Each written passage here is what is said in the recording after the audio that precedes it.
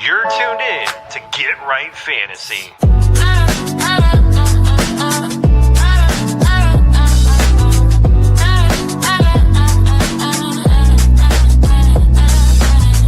Hey everybody, Adam Rank here. What's up, friends? Daniel Dopp here from the Fantasy Focused Football Podcast over on ESPN. It's Fabs here, Michael Fabiano from Sports Illustrated. You know who you can trust if you've got some questions about your fantasy squad? Want to check out a cool show on YouTube that'll help you get ready for the fantasy football season? Check out the Get Right Fantasy Network. Check out the Get Right Fantasy Network. If you are not subscribed, what are you waiting for? You want to lose your league? Head on over to YouTube. Check out the Get Right Fantasy Network because they're doing everything they can to make you a better fantasy player. You got to get right with the Get Right Fantasy Network.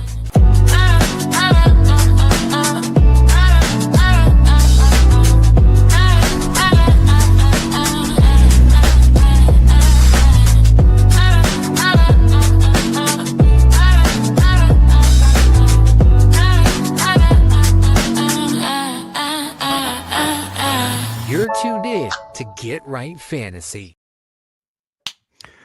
What up, world? Welcome back to the Get Right Fantasy Network. I'm Mike Herrick, a.k.a. Classic Mike, and tonight I'm here with my good buddy, Evan Sather. What's going on, man? How you doing? Great to see you again, Mike. Hope you had a wonderful holiday, especially the first one with the newborn. It sounds like, as we were talking a little bit before the show, it sounds like it's quite the adventure with you and your wife. So far, so good. I'm exhausted. It is tiring, but at the end of the day, well, she's probably more tired than I am, so she's probably going to yell at me later, and that's fine. But she is much more tired. She is the trooper. She's the one that has to take care of the little one for, obvious reasons. But it's one of those things where we are doing it together and doing the best we can to get through it. So right now, she's great. Everybody's happy and healthy, and we are just right now we are getting a Chicago dusting, if you will. 4 to 8 inches. So we are in the process of having to do that in the morning. So that should be fun.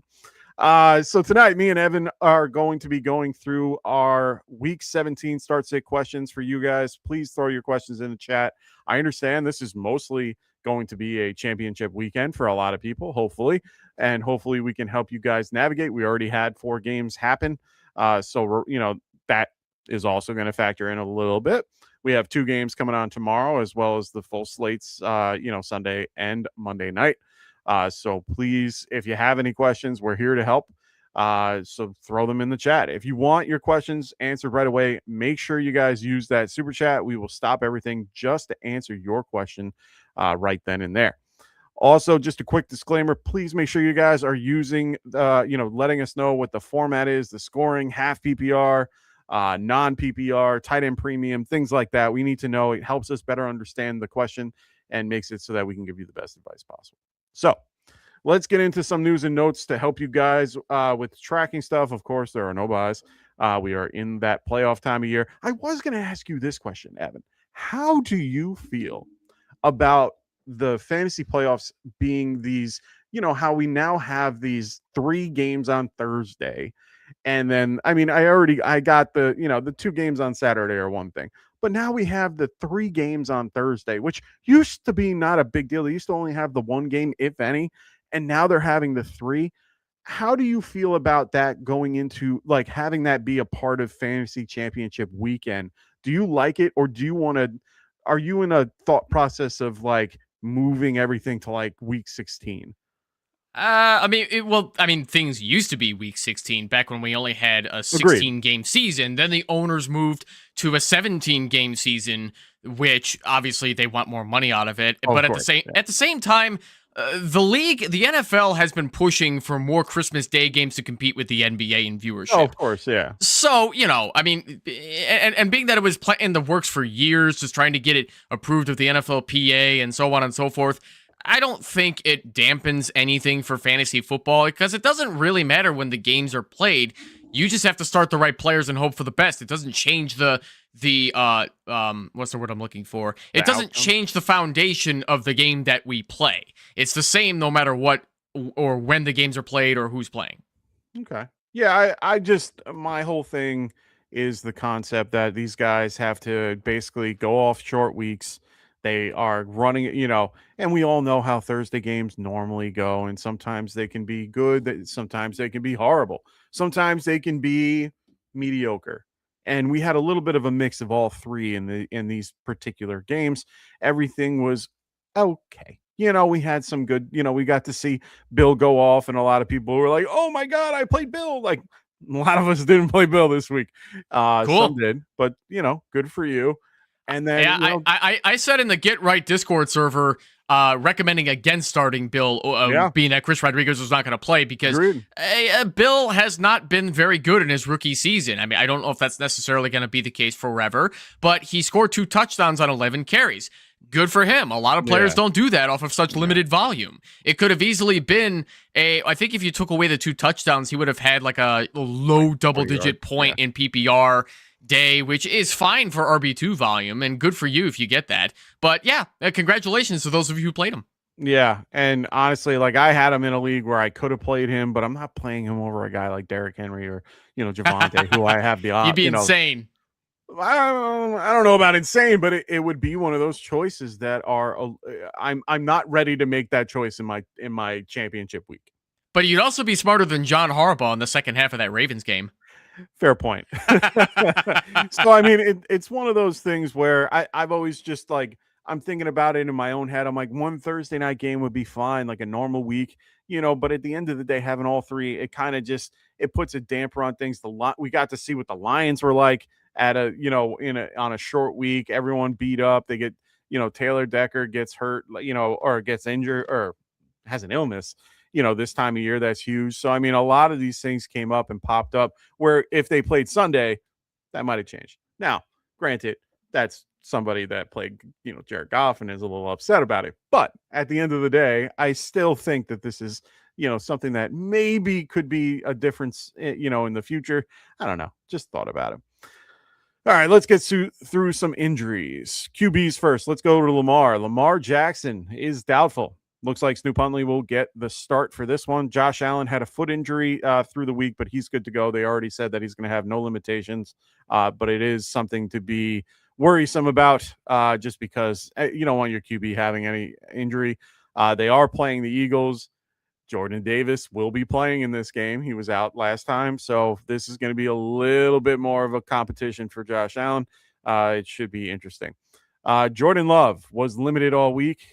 He did not clear. He's still in concussion protocol. He was ruled out. Looks like Malik Willis, who is also dealing with the shoulder and illness, will be questionable and expected to start. Brady Cook is also getting the start for the Jets. Even though Tyrod Taylor is no longer having an injury designation, it looks like he will be getting the start to finish out the year. Running back injuries. There aren't many, which is fantastic. The only ones that we can really care about is Alvin Kamara and Devin Neal. They're both ruled out. Dylan Sampson, he was limited all week. Looks like he should be playing. Josh Jacobs was taken off the injury report with his knee injury. We all know that it's been bothering him the last few weeks. It's a little odd that he's off the injury report. Are you still confident in what he can do? I don't think he's going to get a full workload like he did against the Chicago Bears. He'll continue to split some carries with Emmanuel Wilson, but Josh Jacobs is still absolutely the guy. Now, if I'm not mistaken, it wasn't even that much of a limited snap count. Like, he took 39% of the snaps against the Chicago Bears, but he still got 12 carries off of those 39% of the snaps, which means that he's still the lead back, but they're being very cautious with him because the Packers are already in the playoffs at this point. They need him. They don't want to lose him for the season, make that knee injury worse. So, I think if he plays, you still start him because he can still get you RB2 volume. Yeah, I mean, he played 46%, so he was right there. Everyone else was splitting up, 39 and 32 for Emmanuel Wilson and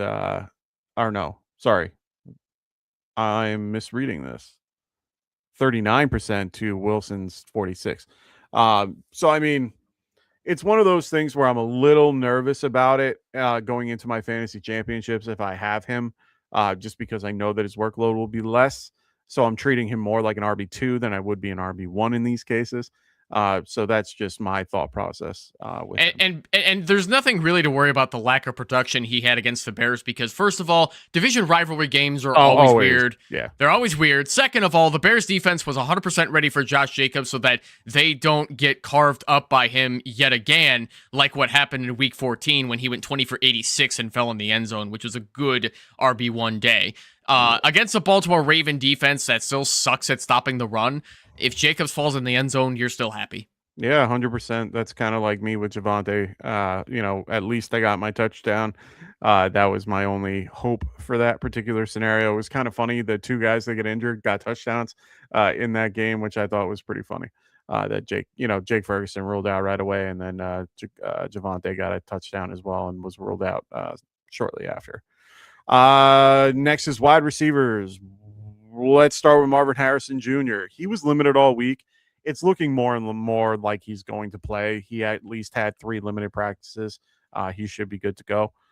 Drake London, he was limited the last 2 days. He will have practice tomorrow. We're going to have to wait and see on his status. Apparently, he re-aggravated the PCL injury. So we'll have to wait and see how everything goes tomorrow. Chris Olave, he was put on the injury report late. Don't worry, he's fine. They're giving him precautionary rest. But he should be good to go. It's already been reported by Nick Underhill and a bunch of other guys. I trust Nick. He is one of the best out there for beat writers. So I'm confident Chris Olave will be there this week. AJ Brown had his wisdom teeth pulled out. He's good to go. He had a full practice day. He's fine. I don't know if you guys have ever had your wisdom teeth taken out. I got mine out at age 19, and I did not feel like doing anything the rest of that summer. It just takes a lot out of you. Oh yeah, I went under and got all 4 out, and I went back to work the next day. That was not fun. And no, oh my God. I was 18. Oh yeah.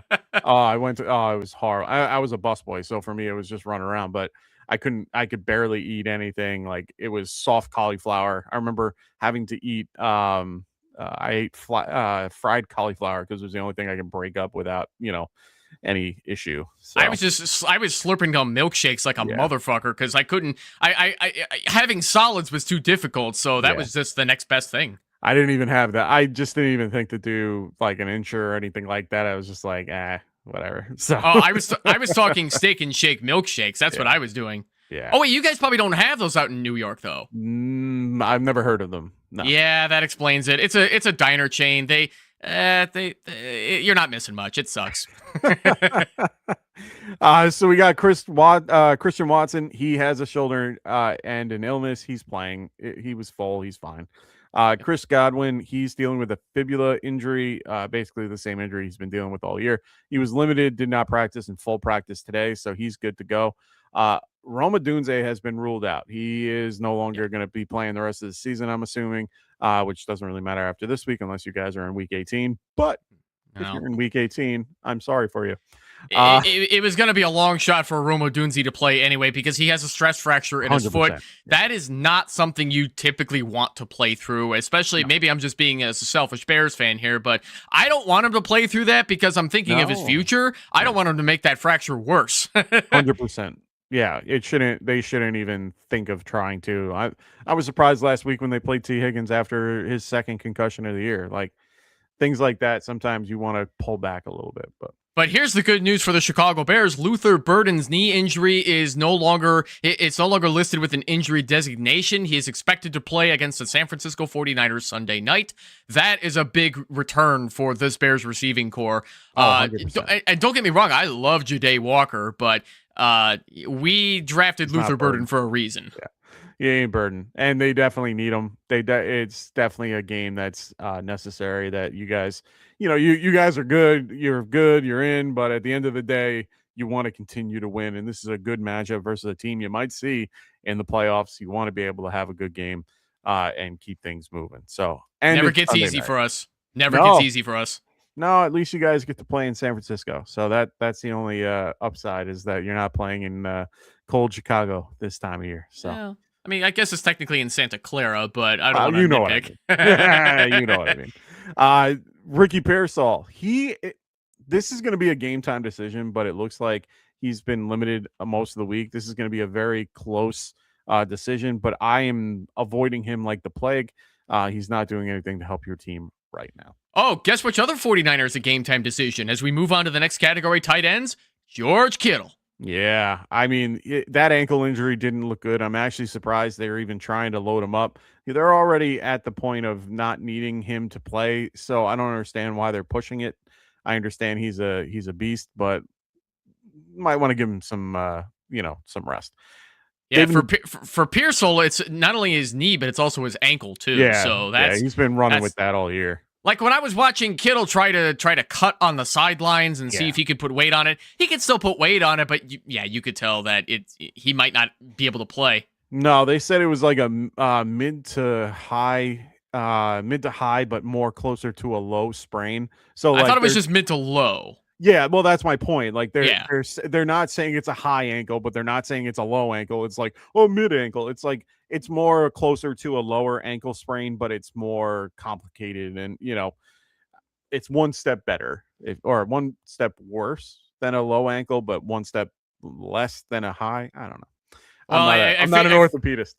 I kind of figured if it was really a high ankle sprain, Kittle wouldn't be able to be putting any weight on it. He wouldn't be able to put it like cutting on the sidelines and all that. Yeah. 100%. David Njoku, he's been ruled out. His teammate, Harold Fannin, had a groin injury that popped up Friday's practice. This is something that I would really start being slightly worried about. Injuries on Friday do not bode well for people.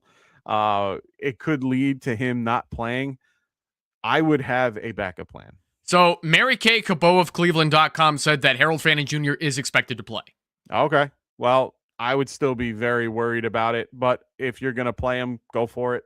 I am very I would be nervous having, Fannin play. Not saying that he couldn't do well, but it's not going to be the easiest of matchups. They did rule out TJ Watt, so that's going to be a little bit of a easier matchup for Cleveland. But still, it's going to be something.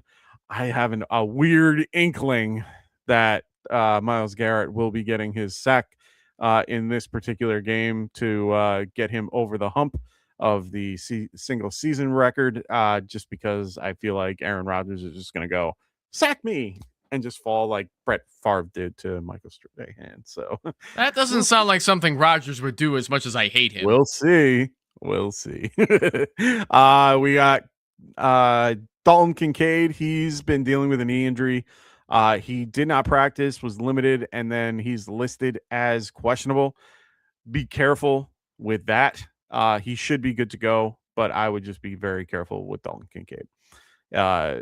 Kyle Pitts was limited. I think he's going to be fine. There wasn't any, designation that, stated that he's not going to play or unsure. I think they were just limiting his reps. I mean, he's been the lead receiver for the last few weeks. I think that might be the same knee he's had a problem with for like pretty much his whole career. I'm wondering how this guy still even plays football, the Kyle Pitts. Yeah. Who knows? Right now, he's fine. But check back on Sunday morning when I can tell you if he's active or inactive on Sunday morning with me at 8:00. Never mind. He plays on Monday night, so I won't be able to help you there. Well, I'll try to help you there. Maybe they'll give you some type of indication at that point. All right, boys and girls, let's get into your questions. We got Rides. What's going on? Rides Chambers. He's got full PPR, flex spot, pick 2. All right. Josh Downs, Alec Pierce, Parker Washington, Trey Tucker, Charbonnet, Rico Dowdle. Perfect. Full PPR. You go first, Mike. I gotta think about this one because, of course, we get the first question that gives us 6 options, and that makes me have to think about it. No, I got to think about it too. I mean, I'm loving the option. I mean, 3 of these guys are in the same game, and then we're worrying about guys like Charbonnet, Dowdle.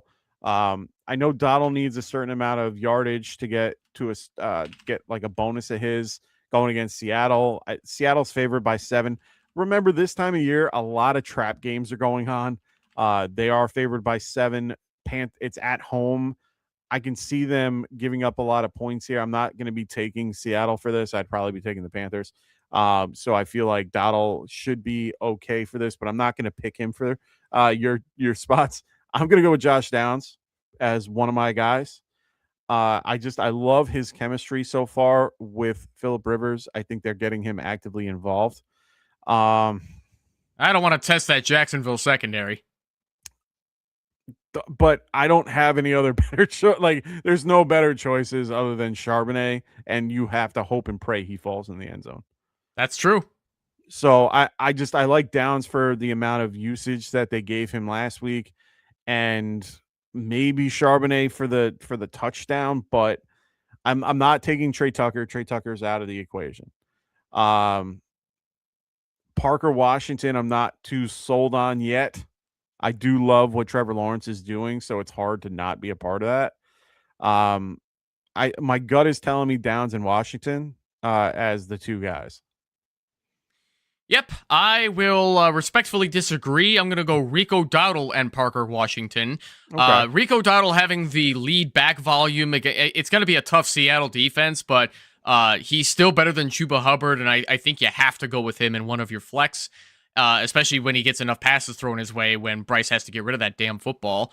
Yeah. And then Parker Washington, just because this is Mr. second half of the season that always kicks in. Parker Washington has always been that guy because nobody else steps up in Jacksonville. They don't want to make Parker Washington a starting wide receiver, but they're always forced to every year because guys get hurt, guys don't work out. Last year, they lost like Christian Kirk and a bunch of other wide receivers. This year, they don't have Travis Hunter, and Brian Thomas Jr. can't build any chemistry with T-Law, so Parker Washington is probably going to steal a touchdown, and you're going to get angry. But not this time, Rydiers Chambers 2041. You could flex Parker Washington and reap the benefit. Yeah, I mean, 10 targets, 6 receptions last week for 145 and a touchdown. I mean, that's hard to ignore. But then you got to look at weeks, like the one prior to it versus the Jets, which was a very juicy matchup for them. I know they didn't need him that much. But he was 3 for 3 and 53. So it's one of those things where he's a very boomer bust. I would throw the caveat that if you're behind, he is definitely somebody that you want to play this week. If you are kind of already ahead, I would maybe lean a different way with Parker. I would maybe go with someone a little bit more steady, like Downs or Charbonnet instead of Parker. But I'm still good with, I like Downs a little bit more. So yeah, I'm gonna go Downs and Parker. You're gonna be going Parker and Rico. So at least we agree on Parker for the most part. Let's move on to Rafi Bomb. What's up, Rafi? How you doing, brother? He goes, why do fantasy gods hate me with some of these injuries? I'm telling you, man, I get it.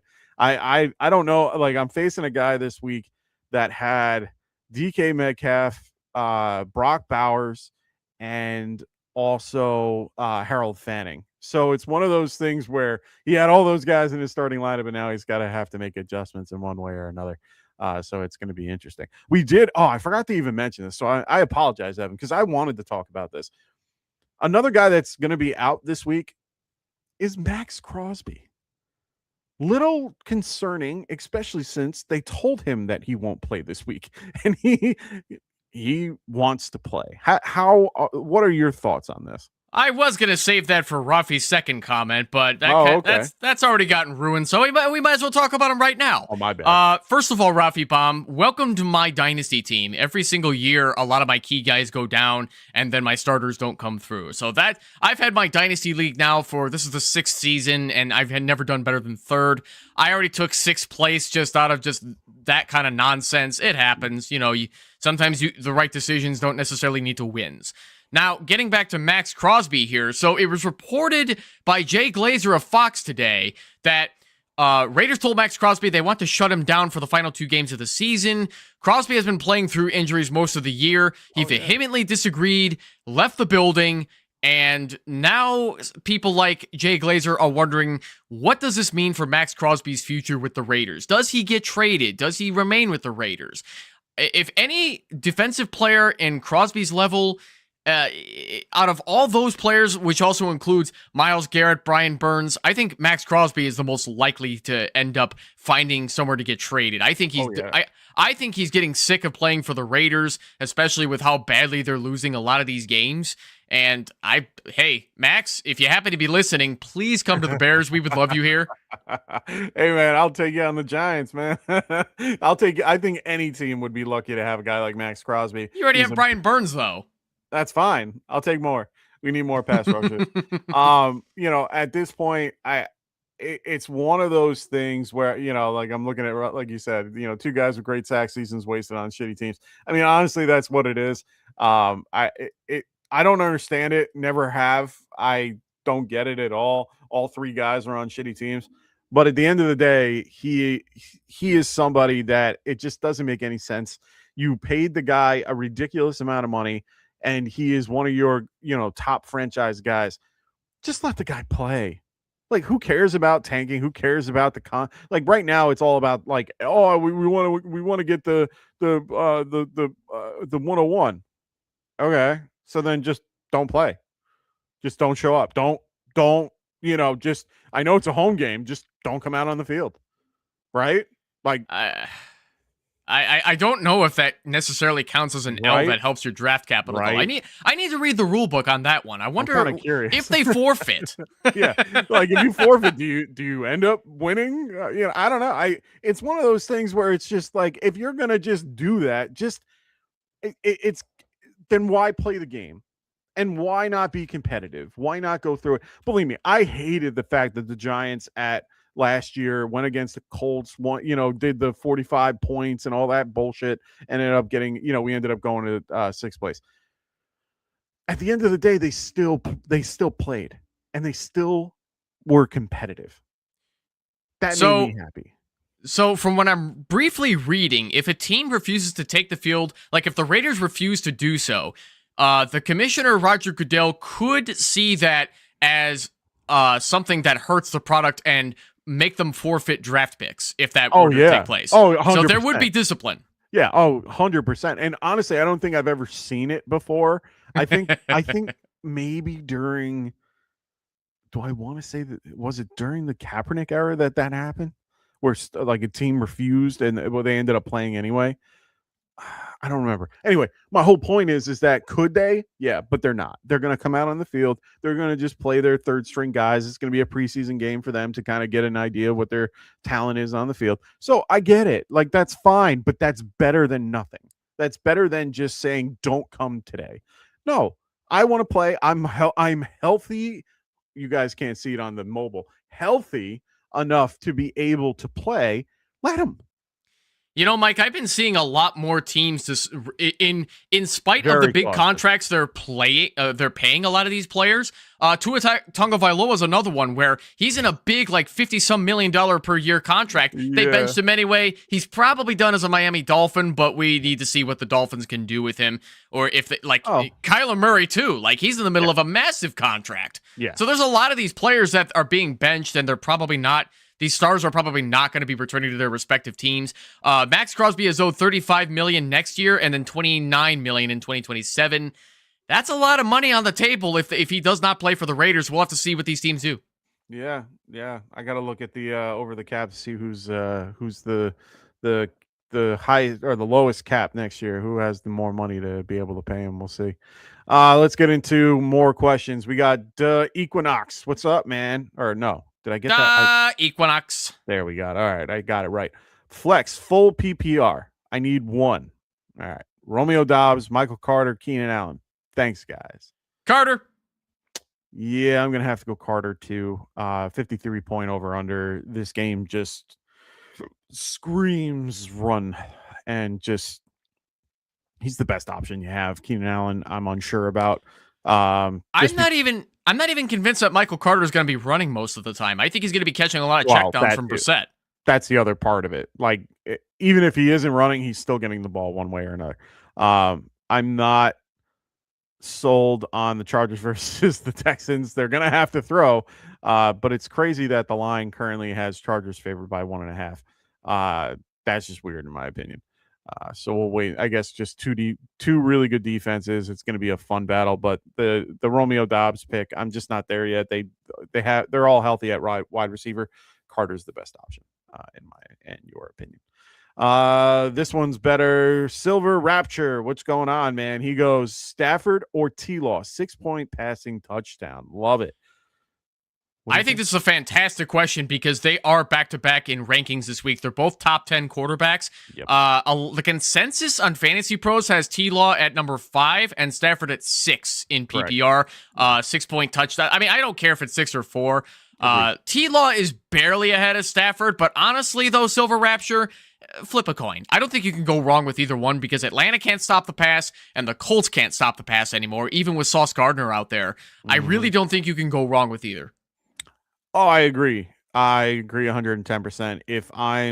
If it's me making the decision, I'm looking at the defensive game here. Atlanta is slightly better defensively. Right now, Indy is losing DeForest Buckner. He's out for the year.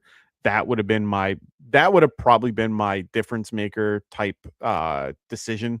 If he was playing, I probably would have gone the other way. At least Atlanta has some decent pass rushing, abilities. They do have good corners. They have good secondary. I'm not saying that it's gonna shut them. It's not gonna shut down a guy like Stafford. But I don't hate Trevor Lawrence in this matchup, and both games are in a dome, so I'm happy with both of that. I'm gonna lean Trevor. I want to stay in the heat of what he's been doing the last few weeks.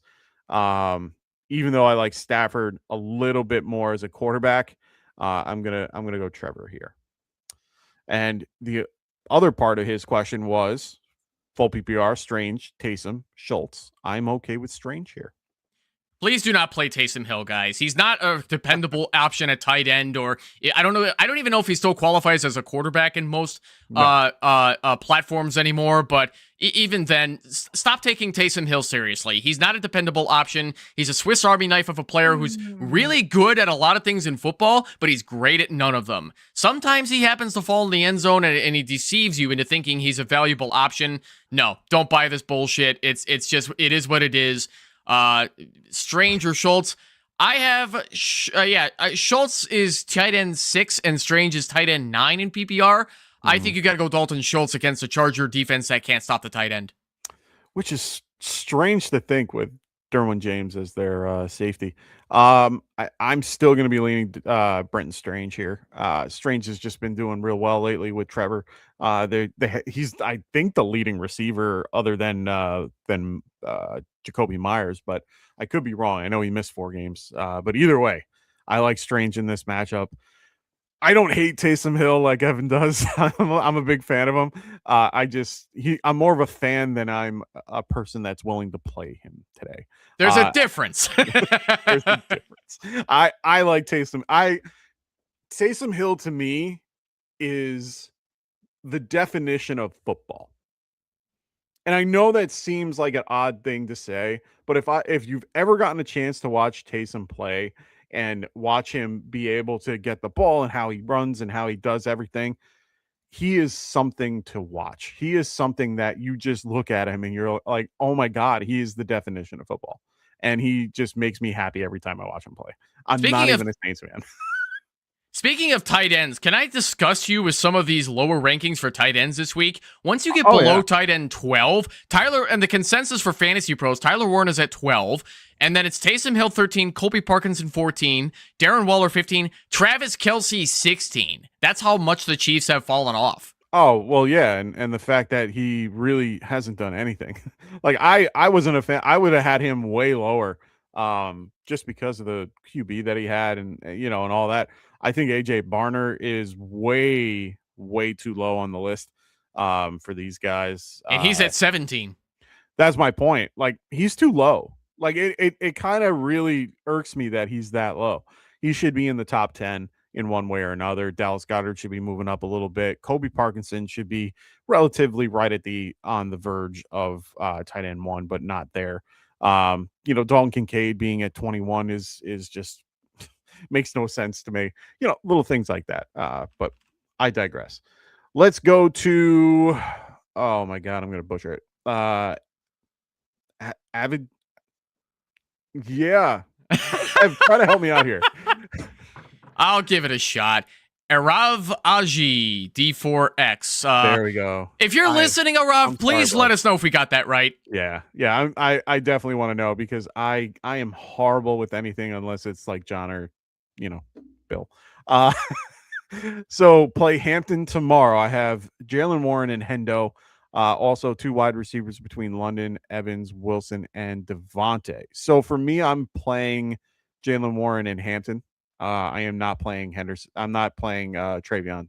I don't think he plays. I don't think he's playing either, but even then, like, you're not going to play Ramondre Stevenson over both Jalen Warren or Marion Hampton. I would much rather play those guys. Even Hampton against a tough Houston run defense, I would still rather play Hampton over Ramondre Stevenson, who, Ramondre is playing against a horrible Jets defense, but it's an AFC East rival game. I don't trust these rival games anymore, man. No, you're right on that. I'm still playing him in some spots that I have to, like that I have him in, but I'm not playing him over a guy like Warren, even though this is a tough matchup. Both Hampton and Warren are tough matchups. It's one of those scenarios where I get it. You're playing Cleveland. You're playing the Chargers, you're playing the Texans. Both are very good against the run. I'm still going to stick with Hampton. You can pick either Hampton or Warren. So for me, I might actually lean Warren over Hampton. I have Warren over Hampton as well. Yeah, I think I would do Warren over Hampton, just because I like the matchup a little bit better. And the point totals aren't really there for me, but I'm still going to go with it. They're both low. They're both 39 or 34. Like both, they're hoping for a defensive matchup in this situation. So either way, I'm not feeling either game, but I like Warren a little bit more. He's more involved in the passing game. So hold on, we got to answer his wide receiver question. Oh, my bad. 2 wide receivers: London, Evans, Wilson, and Devontae. So unless you're completely new to the game, if there's Mike Evans out there, you're starting him. You are never benching Mike Evans. I don't care how hurt he is. He's playing through it, and he's going to be dependable for Baker. Mike Evans is consensus at wide receiver 9 this week, and Drake London is wide receiver 10 for PPR formats. I am not playing Michael Wilson or Devontae Smith over either one of them. I am playing Evans. I am going to play. It's hard for me to play London, though. I'm very nervous that he does, because I don't think he plays. I think if anything, and if he plays, he's going to be limited. He's been limited all week. He re-aggravated the PCL, so he had 2 limited practices so far. I just feel Evans is a lock for me. If I had to go between Wilson and Devontae, I would probably lean Devontae just a smidge. Nope, Michael Wilson. I'm going to go Michael Wilson. I love the 52 point over under, means more points. They're not favored since he's favored by 7. I love the narrative where they're going to have to throw it, which he'll be involved. So I'm going to go Mike Wilson there. I can't wait for that game because it's going to be a crazy shootout. I have a hard time believing any defense will matter in this game. No, honestly, I'm playing Brissett over Herbert in one of my championships because I see this game as being one of those types of games, like a big shootout type scenario. I don't want to deal with the Herbert versus one of the best defensive lines in the league going against his worst offensive line in the league. You want to hear something similarly wild? I am in the Football Guys Bowl, which is the gigantic tournament. Shout out Football Guys if you're listening. Love Football Guys. I have Tyler Shugg over Justin Herbert in a championship week. I kind of hate myself for it. I picked up Shuck because Herbert got hurt with his non-throwing hand, and I needed somebody on standby, and I just didn't get around to dropping the other guy. This might accidentally be a good idea in this case with the big benches that we have in this league. Normally I hate holding 2 quarterbacks, but anyway. Can't go wrong there. Aravaji, if we said your name right, I hope that helps. Best of luck. Yeah, best of luck to everybody this coming weekend. I know this is a big week for all. That's why we're trying to help you guys out. So Silver Rapture, he goes Hendy or Michael Wilson. For me, it's Michael Wilson because I don't think Henderson plays. Well, Travion Henderson is probably not playing. Yeah, so you got to go Michael. Yeah, that's simple enough, Silver Rapture. Go Michael Wilson. Bam. Problem solved. I mean, you can check in on Sunday just because we'll have the actives and inactives for you and, give you a better idea. If he is playing, I am still not going to play him. I'd probably still play Michael Wilson in my, just for my opinion. Rafi goes, does this mean that pass rushers are overrated? Obviously, teams paying money for high-end guys are losing and losing big. No, it's they want both to kind of gel together, if you will. If they need to put more into their offense, of course, but guys like Myles Garrett, guys like guys like Max Crosby. I'm not going to put Brian Burns in this conversation just yet because he's not up there. But guys like Crosby and guys like Garrett, they're iconic in the concept of who they are as people, and it's worth paying them an extra dollar to keep them around because of their particular their locker room, their vets. They have a good presence about them. So for them, yes, it's worth it. Yeah, no, pass rushers are most definitely not overrated just because some of the top ones are on really bad football teams. Yeah, if we go by sacks so far this season, yeah, you got Myles Garrett and you got Brian Burns in the top two, Cleveland Browns and New York Giants respectively. Mike, not saying anything you don't already know, but the Giants suck. So do the Browns. It just happens. But then when you keep going down the list, you have Aiden Hutchinson, Daniil Hunter. I'm gonna butcher this guy's name. Tuli Peluto. Oh, Peluto, yeah. Yep. Great for the Chargers. And then you got Nick Bonito, who has been amazing for the Broncos. Oh, yeah. And then Micah Parsons, before his ACL tear, was tied with Nick Bonito for sacks. So, no, yeah, you definitely want to pay your pass rushers because they are game changers, even if your team sucks. Yeah, and you want to make it's a way to help build you down the line. You just got they just need to structure contracts accordingly so that they can add to it because you want to be able to have as many people as you want those elite guys. You don't want to let them go if you can. Yeah. Dr. Ken, what's up, brother? He goes, I've got Kittle in 2 leagues and projected to lose. Oh, I'm so sorry. Should I push to wire and pivot to I always get his name wrong. Tongas. If I have to, or would you rather go ahead and pivot to Juwan, Loveland, Parkinson, and even risk Hill? I would go with Juwan Johnson. If anything, they've been having a good relationship. Parkinson's probably number 2 for me, and then Hill, and then Loveland.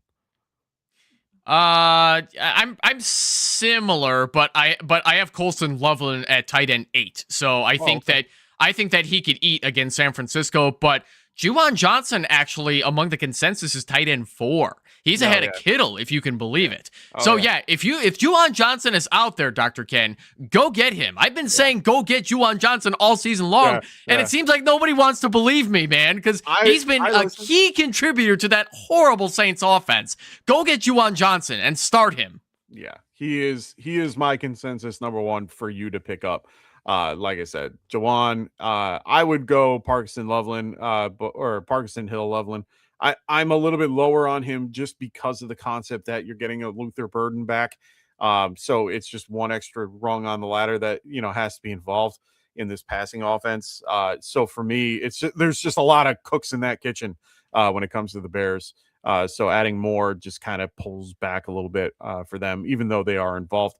Parkinson is just involved a little bit more because of Adams being out. So they need a little bit more help. And then Hill being Hill, but I think Hill is takes a backseat to Juwan. Yeah. And regarding Jake Tongas, you don't need to. When you throw the ball in his direction, he's okay. If he falls in the end zone, you're thrilled. But he's no George Kittle. I think years ago, the fantasy footballers had a Rule 85 where anybody that filled in for Kittle, you started. But this is not that same 49ers team anymore. It is not that simple. Jake Tongas was never the most reliable option that he needed to fall in the end zone to matter. I like Dwelly. I think Dwelly was good, and that's why they used that Rule 45 for a minute, or Rule 85 for a minute. Tudge is okay. I'm not there yet. And going against the Bears, who actually have a decent secondary, and with Kyle Gordon actually playing well in Bertzker, can really shut him down if need be. Dude, you brought up Ross Dwelly. I forgot about that guy. I had to look him up just now. He was on the Lions, and I didn't even know it. Yeah, he's on the Lions now. Yeah, they were using him. Well, not anymore. They released him 2 weeks ago. Oh, okay. I was gonna say they did use him in a game. I remember seeing a catch, and I was like, yeah. But I'm going Juwan Johnson here for sure. Altube, what's going on, man? He goes start 2 full PPR. All right, Ladd, Tracy, and Monungai. Ooh. Man, these flex questions always throw me off. I always need a little time to think about it. Well, Tracy's a lock for me. I'm not. He's the lead back going against the Raiders. Raiders suck. I'm gonna stick with Tracy. It's between Ladd and Monungai for me. And it's tough that the Chargers defense scares the living shit out of me. Or Texans defense scares the living shit out of me, especially for a guy like Ladd. He's going to be going against Petrie or somebody else in the slot. I'm going Monungai. Yeah, I'm not. Monungai needs to fall in the end zone to really matter the most. He's a platoon back that splits with DeAndre Swift. And yeah, he's been damn good running angry on the ground like a Rutgers running back does. But I don't want to play him over Ladd McConkey or Tyrone Tracy, who actually is the lead back in New York. So the New York Football Giants are giving him the lion's share of the snaps. And 15 carries in against the Commanders, 16 carries against the Vikings. I think he's a must start in. You're starting too. I don't know where you're starting these people, but. And get Ladd McConkey in there too. Have Monungai ready just in case, but yeah, I'm starting Ladd and Tracy over him. My only caveat is even against a good defense like Green Bay, he still was able to come out with a relatively decent, number with 12.3 points in full PPR. Sure. Ended up having 4 targets, 3 catches, and they involve him a little bit with Swift.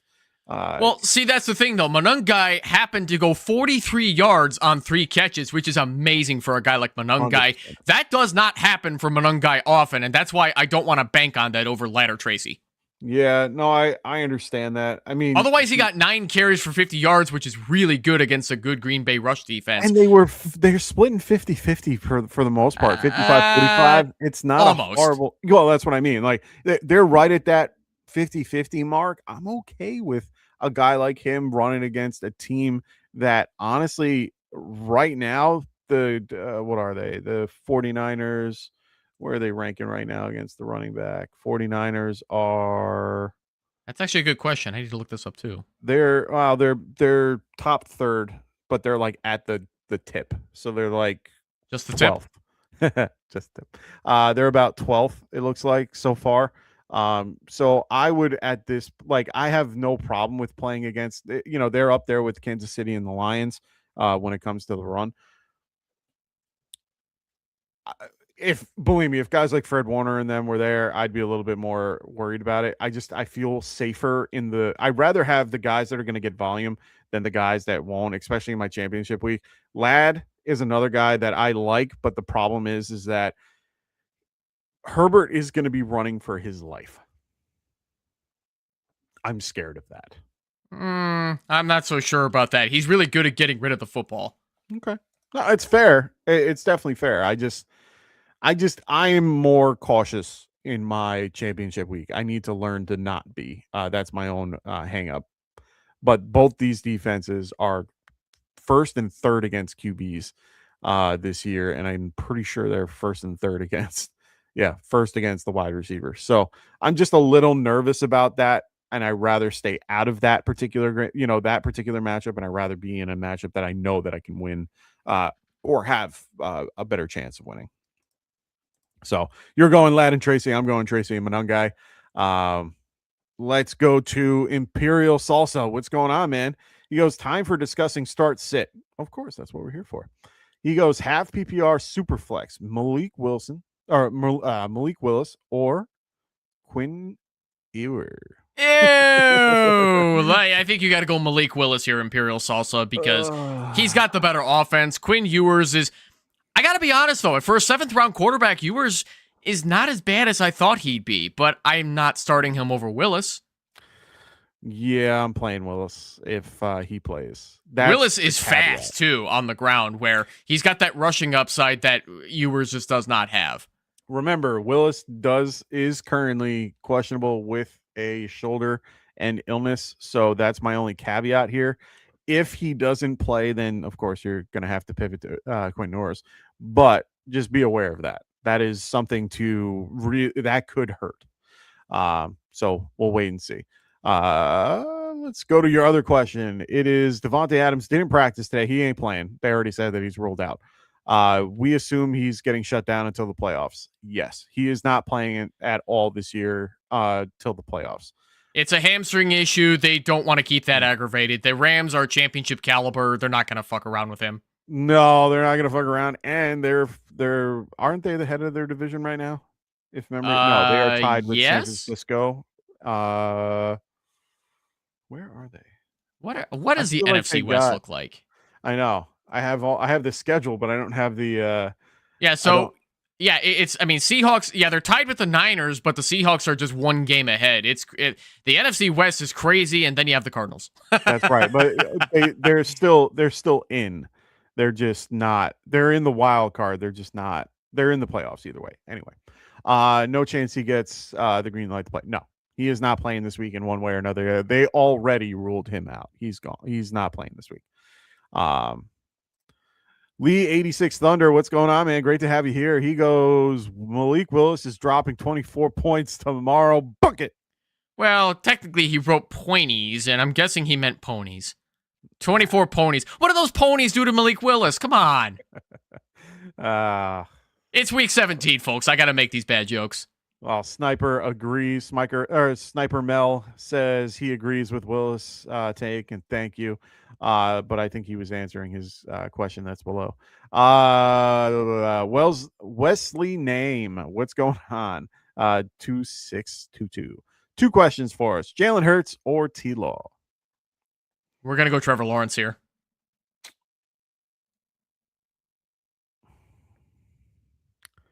Yeah, I'm going Trevor Lawrence. Hurts is still top 10, but he's not higher than Hurts. Lawrence, rather. Sorry. Yeah, I'm not there. I can't do it. I can't do it. I don't think there's a world that I can do it. Number 2, Brees or Swift? Ooh, that's a good one too. I see Swift is at RB22 and Brees Hall is at 27. I would rather take my chances on a mediocre rush defense for the 49ers than a really tough matchup against the Patriots. So I'm going Swift over Brees, as it breaks my heart that Brees is looking way worse than he actually is talent-wise, because 100%. The Jets are pretty much ruining his career. But I got to go Swift for week 17. Yeah, I'm going to have to lean the same way as well for the same reasons. I mean, Patriots are number 2 against the running back this year, and I just don't want to mess with it. Like you said, divisional matchups are a little screwy, and it's a little bit tougher of a decision. Swift, on the other hand, can handle himself. He's been doing well all year, even if he's getting 50% of the run. I know Brees is getting probably 70 or more, but at the end of the day, he's getting like 12 for 30. It's just not. It's not the same. Doesn't that Patriots-Jets game feel like a big trap game for fantasy purposes?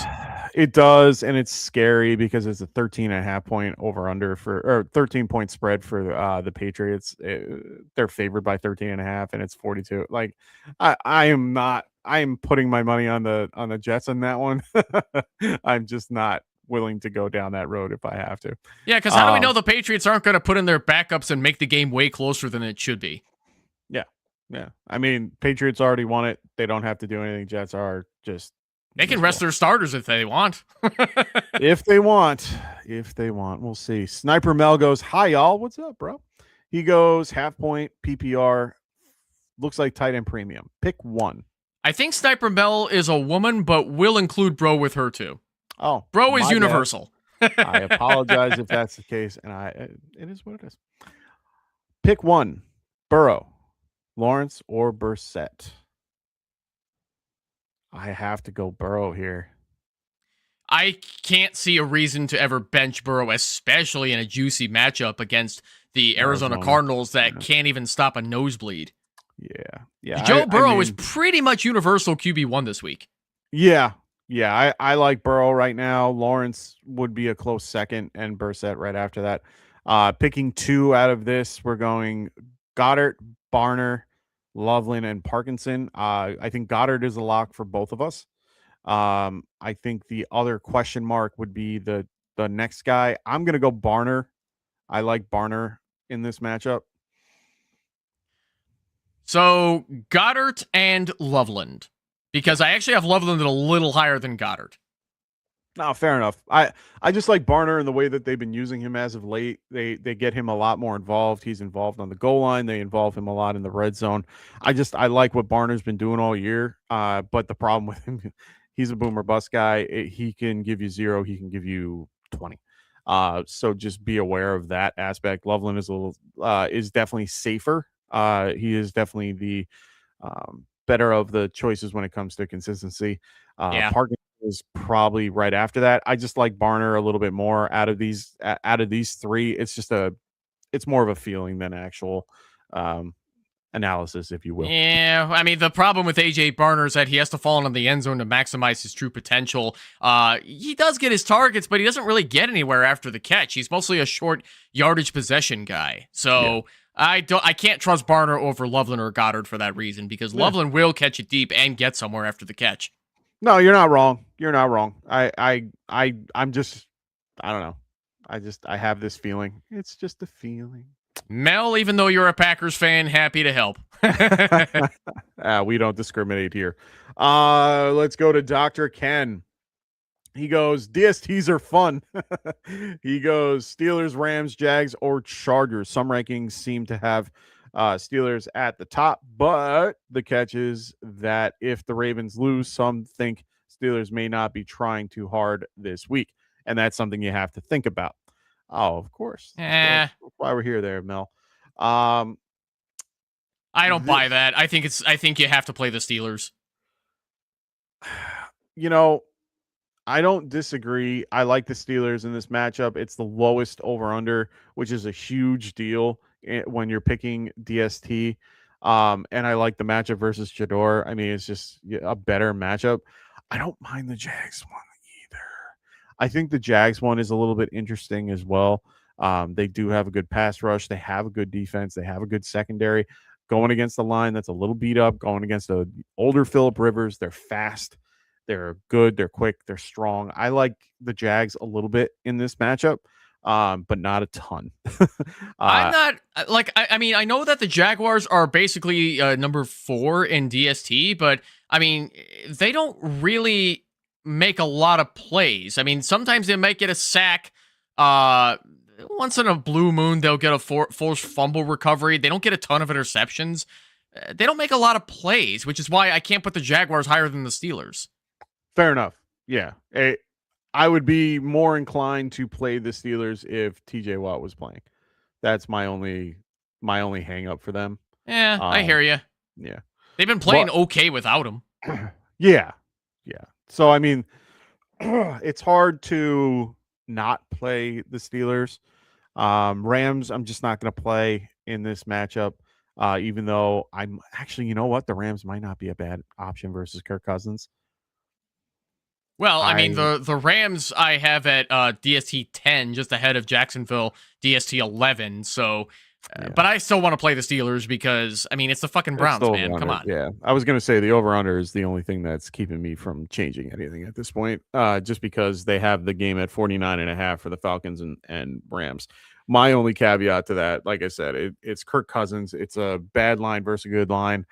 Rams are just so good on defense. It's hard to ignore. But yeah, I think you have it in the right order though, for sure. I think it's strange that Vegas has that game with Pittsburgh at -3. They must not have a lot of confidence in that offense, because I don't see how the Steelers win more by less than 2 scores. Like, even if it's by only like 10 points, I still think they do that. Yeah, I mean, and usually the funny part, when they do these, the Browns usually would be getting a favor by 3. So the fact that they're on the other side of it, it means that it's how bad they truly are. So yeah, I'm not a big like, and especially without Junkins and a couple other guys on their line are beat up. Yeah, go with the Steelers. Let's go with Black 26 baby. What's up, man? Is Josh Jacobs startable? I can flex Devontae instead. You can start Josh Jacobs, but I'm not starting him over Devontae if we're talking about a flex spot. Yeah, if it's a flex spot, I'd probably be playing Devontae over Josh Jacobs. Right now, let me just double check my math, but I'm pretty sure. What are they? Well, Buffalo's like middle or high mid. They're like I said before, they're the tips of the third. So they're like about 12th right now against wide receivers, which isn't horrible. Right now, AJ Brown a little beat up. And you know what? I think I changed my mind. I think I'm still going Josh Jacobs just because that Baltimore defense is just ass. Yeah. All that talent and their ass. I think if Jacobs plays, you got to start him. I think so too, and he's off the injury report, so he's going to be playing. And right now they're mid tier when it comes against the running back. Yeah, I think I'm going to go Jacobs over Devontae. You're going to see a 50% or like a third maybe. That's the hard part with Jacobs. It looks like they are trying to rotate everybody in and out to give him a little bit of a break. The thing that sucked was not seeing him in on 2-minute drills and passing situations. So he's strictly a runner. So it's a little bit nerve-wracking, but if he's healthy and they know injury, he didn't have an injury tag this week, he might be a better startable option this week than he was last week. Maybe they got a little bit of a break and he's able to play a little bit better now. But like Evan said, this is a crappy Ravens defense that has been hard to stop. And at this point, I can't see you playing. Yeah, I can't see it. Devontae I like, but not that much. So yeah. Elena Blitz, what's going on? How you doing? We got kicker question. Andy B or Cam Little? Oh, for me, that's easy. Cam Little. Yeah, Cam Little is pretty much at the consensus kicker number 3 this week. Play him over Andy B. Yeah, I'm playing him over Andy B, and it's more. He's a great kicker. Great. The team has been playing well. But Andy, I'm not playing. It's at MetLife. Right now, there's a huge snowstorm running through there, and by then, it's probably going to be a little bit windy and gross. Cam Little's at least kicking in a dome. I want my kicker to be in a dome today. Carter or Quorum, full PPR. This is a little tougher. No, it's not. Play Carter. Interesting. Blake Corum's not even the starting running back, and Michael Carter right now is. Not that that means much for the Cardinals anymore, because they are the worst team in the league at running the football. But Carter is at least has hands that can catch the football, where Blake Corum not so much. So I would much rather play Michael Carter. Interesting. I have Carter 26, Blake Corum at 31. They are right in that same tier for me. Since his defense sucks, going Carter.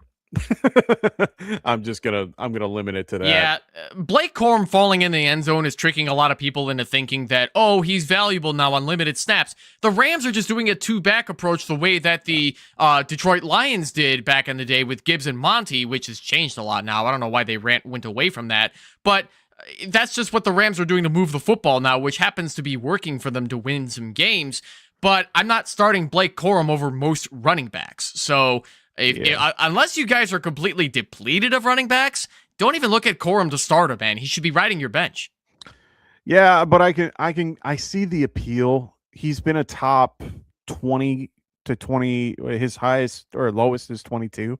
And his highest was 3 the last 4 weeks. So sure, because he had that big explosive 2-touchdown game against a bad Cardinals defense. Oh, 100%. He's had the 2 touchdowns and he's had a touchdown since. So he's had touchdowns in all 4 games, on top of the fact that he's gotten at least 14 touches since last week. And, he's been averaging a little bit more every week.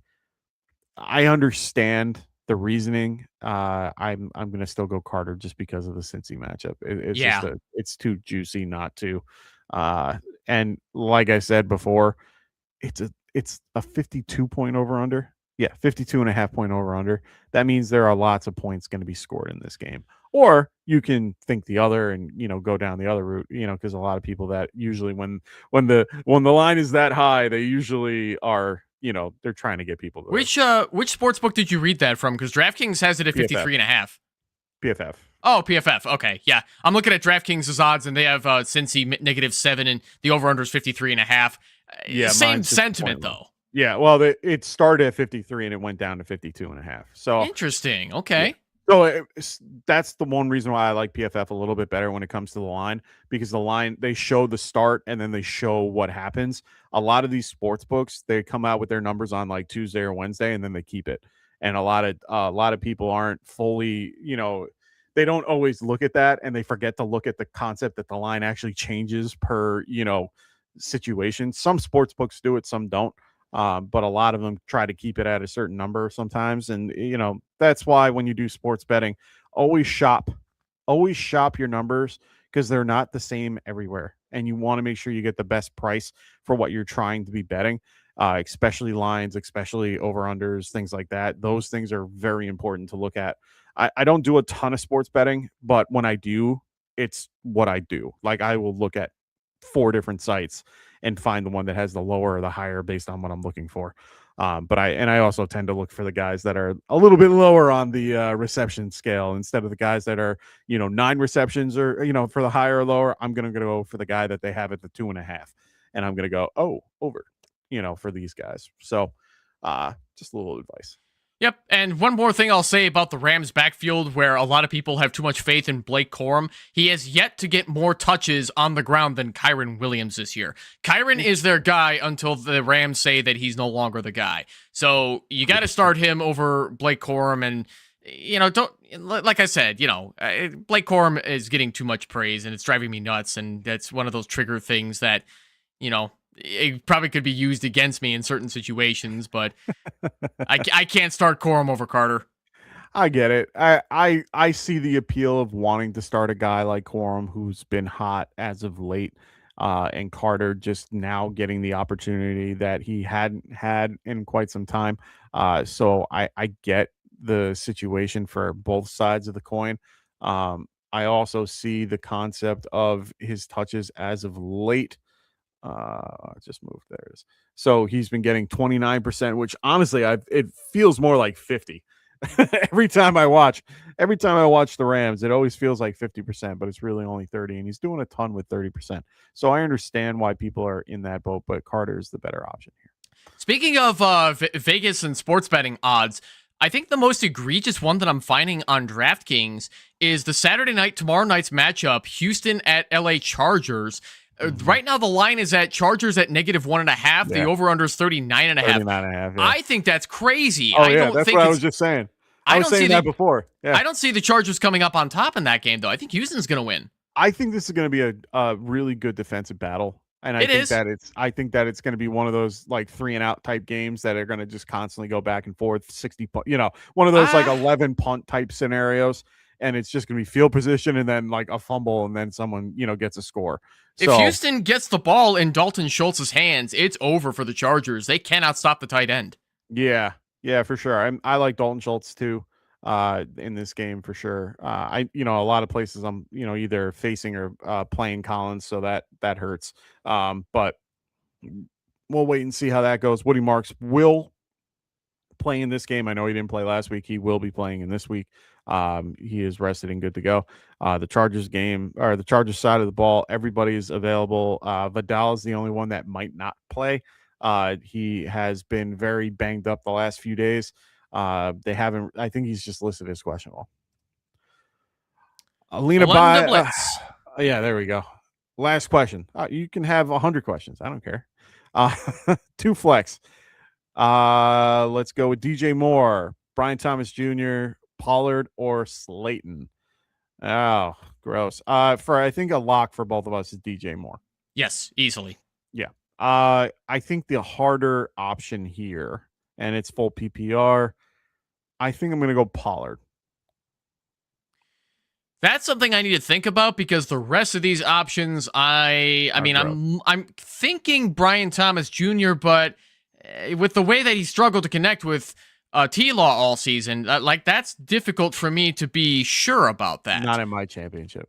Yeah. So Brian Thomas Jr. in flex rankings is at a consensus 59. Pollard is at 54, and Slayton is at 100. Like, Slayton is not even considered a major, like, dependable option. You probably already know as a Giants fan, Mike, where Slayton looks good in some games, but then no. You can't. He's a boomer bust guy that can, unfortunately, he can go for 2 for 100 yards, or he can go for nothing. So I would avoid it. Yeah. So in this case, I think I'm going to go Tony Pollard here. Yeah. Tony Pollard's a safer option for sure. He's definitely a solid option, to say the least.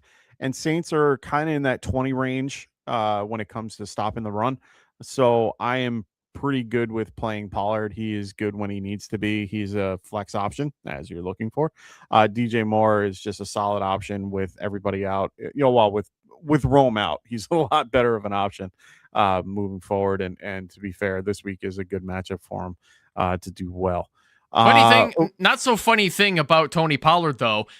He's had 3 games in a row where he's had over 100 rushing yards on the ground. I do not see that streak snapping against this bad Saints defense. Yeah, no, I think he continues on and gets a touchdown or 2. Giants or Eagles? I loved playing the Giants defense last week, but I don't think I'm as confident this week. They're favored by 2.5 over under 41.5. Yeah, I hear you. But in this case, I think you got to go. I still think you got to go New York Giants. I hate to say it, but I cannot put my future on a team versus Josh Allen at home. If this game was in Philly, I'd probably give the nod to the Eagles. They're playing at home. They need the win, and they are, they'll get a sack or 2. They're playing the Giants are playing a depleted tank team. Like, this is going to be a fun defensive matchup for the Giants. And they, beyond what they have been all year, it's the Giants. Like, they have a good pass rush. The Raiders suck. They have a Luminor who can help them with certain things. So I'm happy with that. Go Giants. You're fine. Dr. Ken goes, I made the wrong call with Kenneth Walker last week. Can I confidently make him my RB2 this week and fear his boom bust play and pivot to, or fear his boom bust play, go with Carter, Woody, or Sampson? No, I am sticking with Ken Walker. Yeah, I think Ken Walker is a fine play this week. I mean, I never expect Ken Walker to be a spectacular play all the time. No. I see he's at RB22 in the Fantasy Pros consensus. Mm-hmm. I think you can confidently play him as an RB2 if you need to do so. Michael Carter is RB26. Woody Marks is nowhere near the top 30, and Dylan Sampson, forget it. So I think you can go Ken Walker and be fine with it, Ken. Even if you got points on the bench, don't even sweat it. You don't make the wrong call with Ken Walker, who's clearly the lead back over Zach Charbonnet. Go ahead, start Ken Walker. Yeah, I'm playing him, and I'm looking at the number. He is 1, 2, 3, 4, 5, 6, 7, 8, 9. I got to do math. He's 23rd. Not 23rd. The Carolina Panthers are 23rd against running backs. It's a great matchup. Just lean on it. It's 42-point over under. They're favored by 7. The narrative just pushes the concept that they're going to have to lean on the run anyway, and they're going to be on, running the ball a lot more. So I'm sticking with Ken Walker until further notice. I've been sticking with him for most of the year because I have no other choices, or I had the choice, and I there have been weeks that I should have switched him out and I didn't. That's on me. But it is what it is. That's what you get when you get with Ken Walker. Hopefully he gets traded and goes to a team that can appreciate him. Well, I'm not going to let us go off the year. I'm going to ask about one more thing, too. Sure. So the New York Football Giants went through hell and back this year, Mike. Yeah. So they finally got rid of that awful Brian Dable at head coach who almost got Jackson Dart killed. Unfortunately, Cam Scattaboo ended up getting hurt, too. Horrible tackle. That guy should have been fined, and they weren't. Yeah. No, I mean, it was a hip drop. It was a hip drop tackle, and he wasn't nothing. Yeah. I don't get. Anyway, I mean, beyond like the selective safety standards that the referees are setting for the NFL, where do you see the New York Giants going once they're after Week 17? Do they actually hire? Do they actually hire the right guy to replace him? Better yet, who would you want as your head coach, and why is it not Matt Nagy? It's not Matt Nagy. I would love Mike Tomlin, but I know that that's probably far-fetched. I think he would be probably my best, my top of the heap that I want. There's been rumblings of I forgot off the top of my head who he is. I think is it the defensive coordinator for the Rams. There's some guy out there. I forgot. He's like one of the next best candidates that are out there. I forgot his name off the top of my head. I know I know like the face if you like put it on. Anyway, Mike Tomlin. But here's the caveat. I do think that they fire Joe Shane at the end of the year. I think he's gone week 18 or Black Monday, like I said. I think he's gone that day. I do think that Kafka is going to be in the run for it. I don't think he gets it. I just don't think they want to keep him around. He's gone for many head coaching jobs and failed. He's part of the Andy, Reid tree, which I get, but I'm just not there yet. I never liked him as a QB, never really liked him anywhere else. You know who I'd love to see the Giants hire? I don't have any proof that he'd make a great head coach. Fair. Jesse Minter, defensive coordinator for the Chargers. That's the guy. Okay, yep, you're right. It was a defensive coordinator. I knew he was, one of the top head coaching candidates. Yes, Jesse Minter. He's a guy that I've been looking at. I like him a lot. I heard good things about him. Another guy. Who's the other guy that I like? I honestly, I've just been thinking of Tomlin. Jay Gruden's in the mix as well. They've been talking about bringing him back. Jay Gruden? I don't know about that. I've heard it. Bill Cowherd said that he'd love to be a Giants head coach. Wouldn't that be something? I would love Bill Cowherd. Lou Anarumo. Who remind me? He was the defensive coordinator for the Bengals for years, and they finally fired him. He became the Colts defensive coordinator, and he's made lemonade out of lemons with that defense this year. Fair enough. Yeah, no, I know who you're talking about. I'm not there yet. I'm not sure I'm there yet either because, I mean, he's got some Mike Zimmer influences, and Mike Zimmer sucks. Yeah. Who's the other guy that I keep hearing about? There's some other guy that there's always like 10 if you ever listen to New York radio with this stuff, there's always like 10 guys that everyone mentions. Jay's one of them. The Tomlin's the other one. How about Robert Saleh? I would love Robert Saleh. I like Robert Saleh. I really he would at least fix your defense. I just like him in general. I like his demeanor and who he is. The other guy is John Harbaugh. Harbaugh might be in that mix as well. I was just about to jokingly ask if you want Harbaugh, considering the really sad state of the Ravens defense. No, I take him.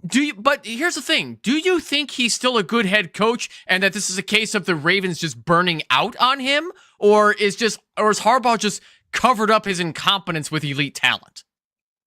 I don't know about that. I think he's a good coach overall. I just think that he had a bad year comparatively. And if we're going to take advantage of a situation, that would be it.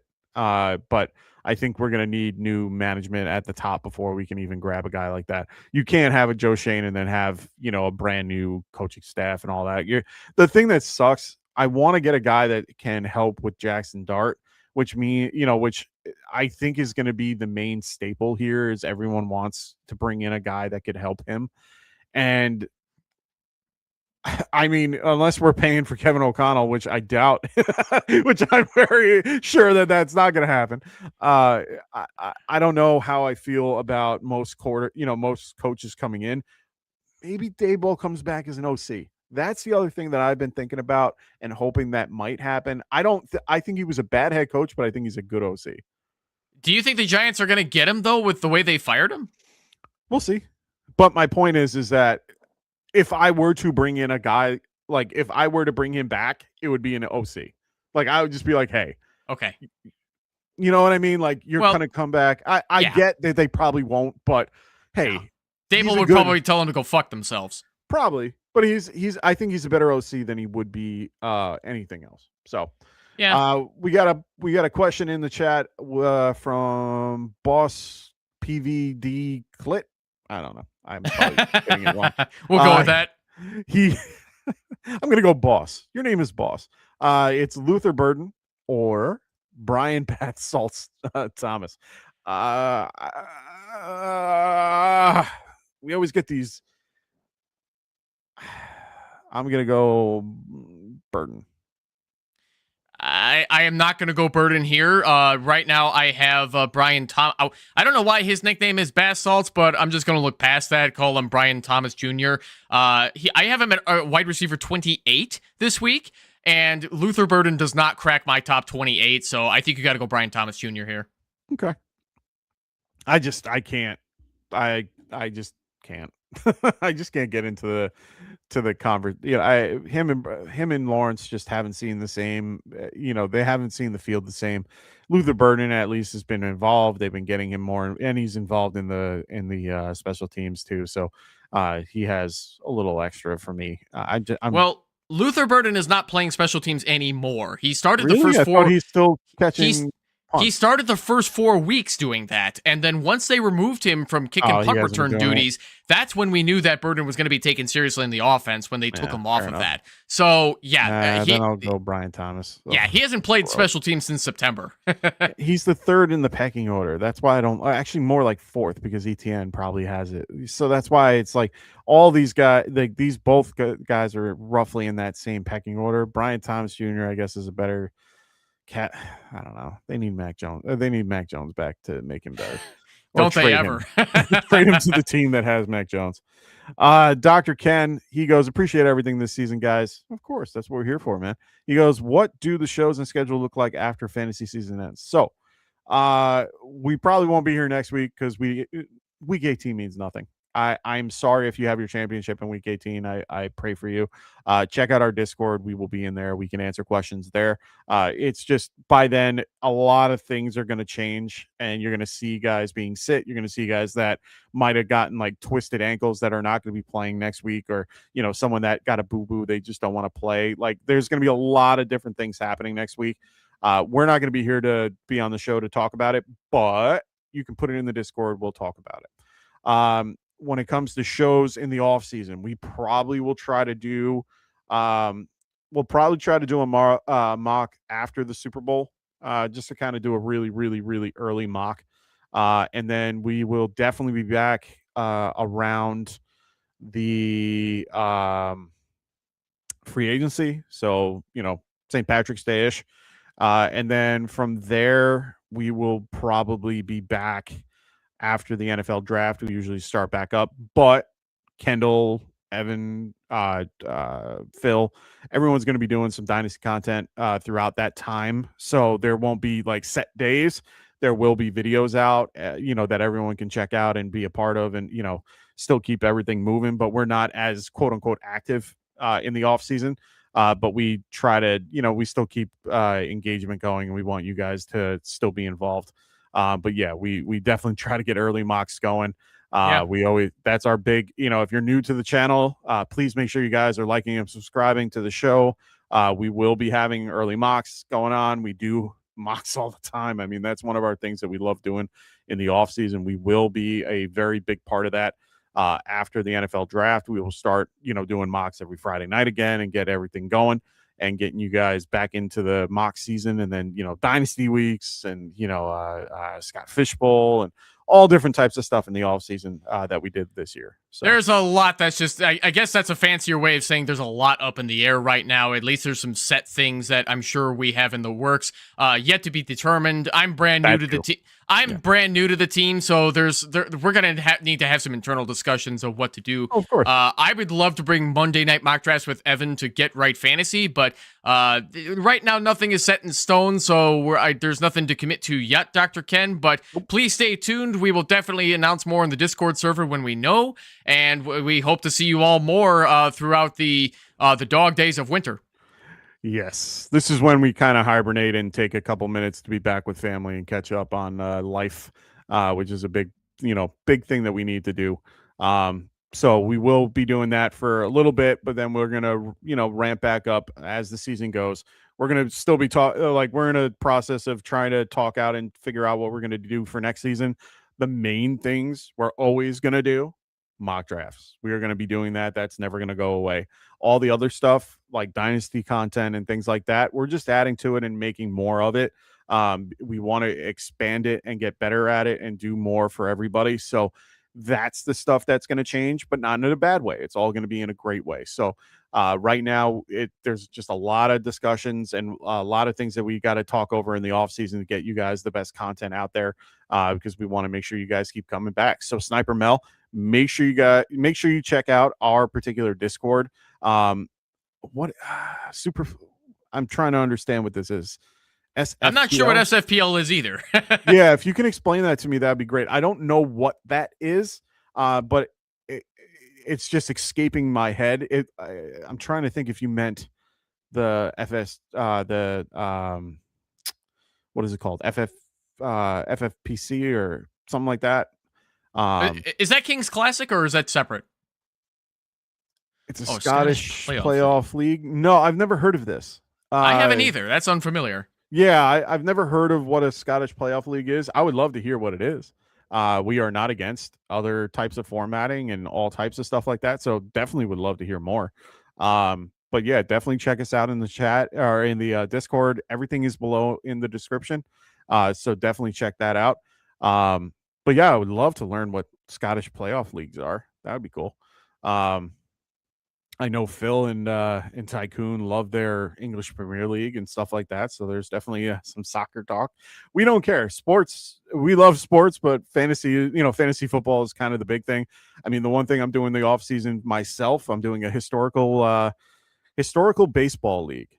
It's pretty interesting. We drafted our teams already, but you pretty much pick a player from a year that you like, and then the team runs like a sim, and you run 162 sims, and it's, who's the best out of that, and you go to playoffs and stuff like that. It's pretty fun. My team is mostly Yankees and not by choice. It's just how it worked out. I was the 12th pick, and I always got 2 picks. So for me, I was always trying to get a pitcher and a position player. So yeah, I haven't done fantasy baseball in years, man. Like I did. Oh no. That's the best part. I'm not setting rosters. I'm not like setting a daily thing. I just give my guy all my lineups. I can't stand fantasy baseball. I can't do it. I just can't. It just requires so much more work because you're not setting weekly lineups. But yeah, so Fantasy Cares, it'll be on their website. Yeah, I'm kind of new to being in Fantasy Cares leagues, especially Scott Fishbowl. I'm brand new to it this year. Mike, how many years have you done Scott Fishbowl?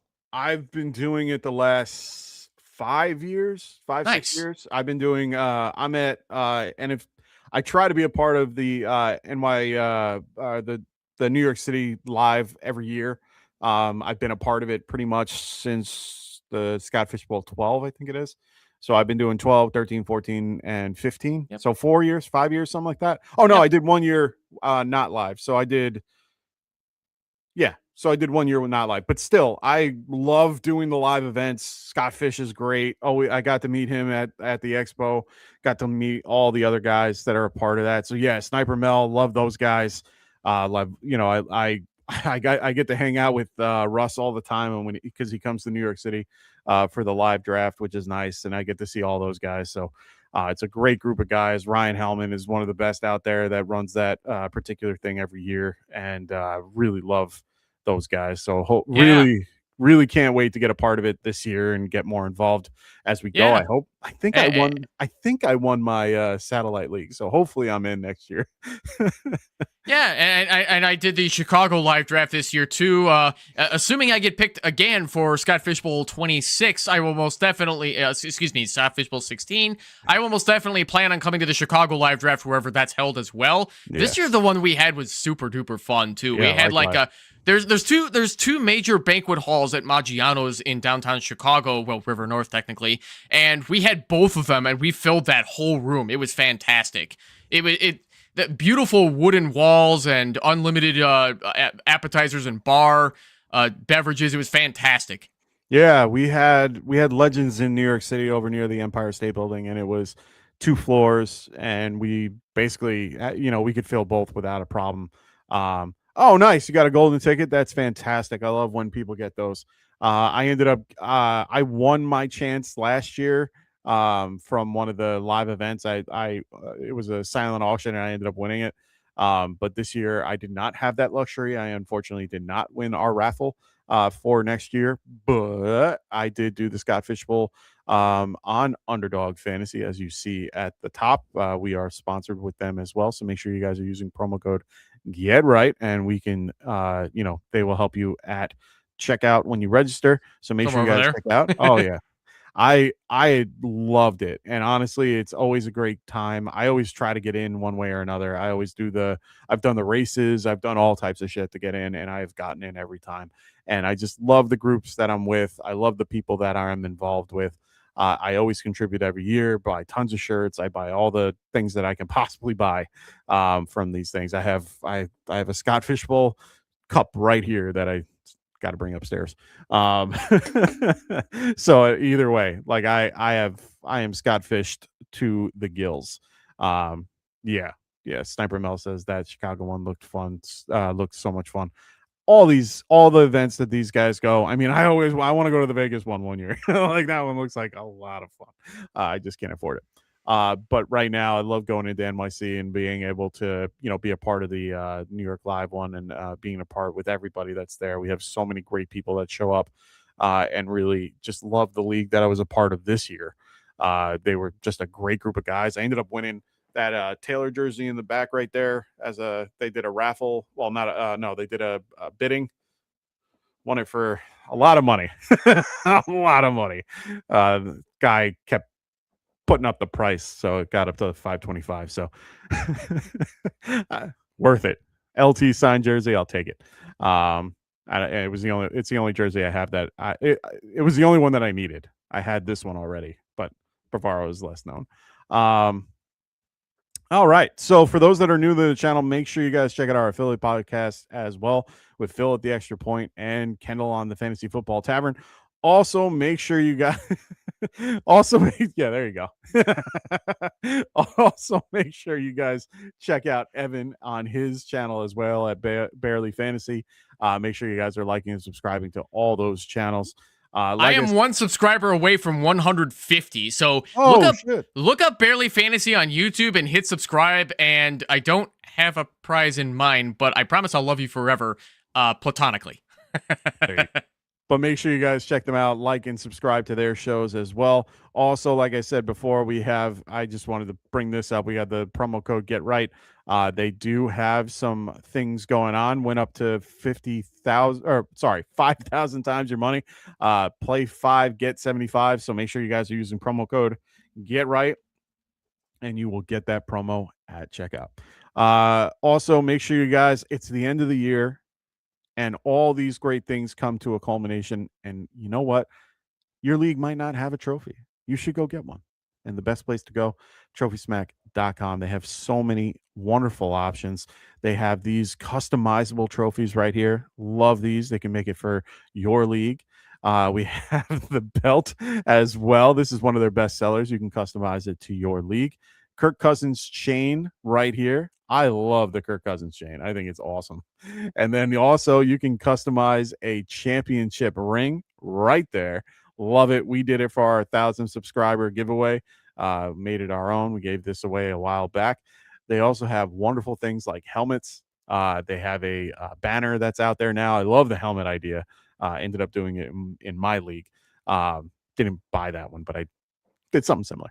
But either way, check out trophysmack.com. Use promo code Get Right, and they will help you out at checkout. All right, Bill, appreciate you for joining us too. It's been a while since I've seen you in comments, and I remember Sniper Mel the most when I was interviewed on the sports affiliate. It was It was Zin Carla's show. I forgot the name of her nice. podcast. Yeah. I was on one of her episodes in April, and I love Carla. She has a great audience. I love her. Yeah, I met her at the expo as well. I met a few people at the expo, and she was one of them. So I do appreciate those people and getting them involved. She goes, I hope you guys enjoy the rest of the evening. I'll look forward to finding you on Discord, and good luck. Thanks. Really love having you guys a part of it. Johnson Lee, no problem. I'll answer your question. Rico or Stefan Diggs, standard lead. Ooh, standard. Classic. I'm always going to lead. It's probably Diggs. I think it's got to be Rico, despite the tougher matchup. Yeah. I just, who's going to get a touchdown? Probably Diggs. now that I've already recommended Rico, that's probably what's going to happen, right? Yeah, right. I don't know. I've done that too, and I hate that. I'm going to go Diggs. You're going to go Rico. We're split here. It's a tough matchup, and I'm taking the easier matchup and hoping that they're both a hope if they get a touchdown. Rico's safer, much safer for your championship. So I will say that. Sean Doyle, what's going on, man? He goes, yo, fellas, I have a few start sits. I'm a fire them off first. It's full PPR, Taysom Hill or Brenton Strange. We're both going to say Strange. He says he's rolling with Taysom right now because I went against Vikings D and Will Ricard. I would not be trying for upside at this point, Sean. I think you got to go safe floor here. Yeah, go with Brenton Strange. I think you're going to be fine. Dylan Sampson or Corum. Yeah, I'm going to go Corum as well. Yes, you'll get some usage, but not as much as you think you will. Dylan Sampson is nowhere near as good as Quinshon Judkins. You got to go Corum, even though he's second banana in that backfield. Yeah. He's just been on fire. Hard to stop. So, all right, ladies and gentlemen, we're going to wrap up this show. We have gone over 100 hour and 36 minutes. So thank you everybody for joining. Sniper Mel, thank you so much. John Lee, everybody in the chat, Ken, Dr. Ken, Boss, just everybody. Too many names. I don't disagree with you there, Sean, that Samson eats with PPR, but not as much as you might think he will. I'd still rather play Corum. Yeah, I think Corum has a better chance for a touchdown and can do more with less, in my opinion. So, thank you everybody for joining the show today. We really do appreciate you all. Please check us out in our Discord. It's listed below in our description. Honestly, it is the best place to reach us, and it's one of the places that we are trying to grow our community so that we can answer your questions and be a little bit more active. We will be in there a lot in the off season. We will not be back probably for a little bit, but don't fear, we will be back. But make sure you guys check us out on the Discord, and we will be there to talk to you. So good luck to everybody in your Week 17 championship week. Evan, good luck to you and all your championship week. Well, I'm contending for third in one week, and then I'm eliminated from my other two. So at least I could go for third. There you go. Third in one of my leagues. It means I don't pay next year for fantasy. So for me, that's a win. Yeah. So, and it's $300. So for me, that's a huge win. But other leagues, I got two championships that I'm currently in that I'm trying to win. So hopefully I can get those wins this week. We'll see. So good luck to everybody, unless you're facing me. I'll see you guys. Well, we'll see you guys next time. Good luck to everybody. We'll see you all soon. Peace.